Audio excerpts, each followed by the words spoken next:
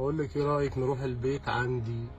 我告诉你，你觉得去我家怎么样？ سواق أوبر كان عايز ياخد واحدة سايحة صينية عنده البيت في شرم الشيخ عشان يغلط معاها وعشان ينول غرضه منها ويوصل لها كمان إنه نفسه فيها. راح مستخدم برنامج الترجمة جوجل ترانسليت وكتب لها ما تيجي معايا على البيت.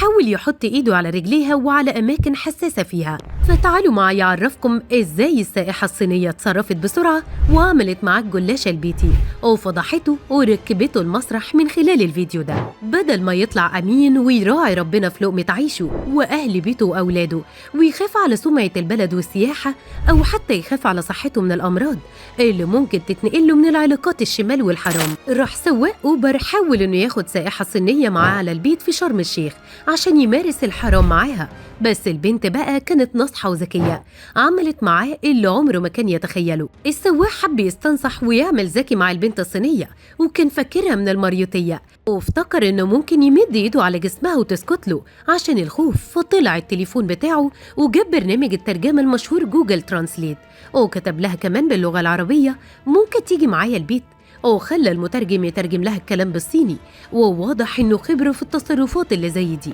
البنت الصينية واضح إنها كانت ذكية وفاهمة جدا غرضه من الأول، فردت عليه وقالت له بالإنجليزي لا يمكن ده يحصل، اوعى تفكر كده.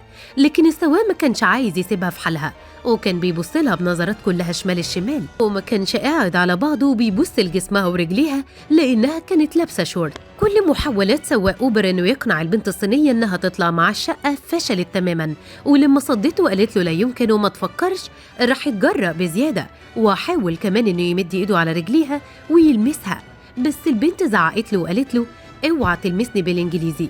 فحس السواق انها ممكن تصح له وتفضحه وتفرش له الملاية الصيني، فتلم وعرف انه مفيش اي فايدة مع البنت. المفاجأة الكبيرة بقى ان البنت الصينية شوحت له ورفعته على المسرح وعملت معاه الجلاشة، واتضح انها كانت مركبة كاميرا خفية، ما هي صينية بقى يعني التكنولوجيا الحديثة والتقدم.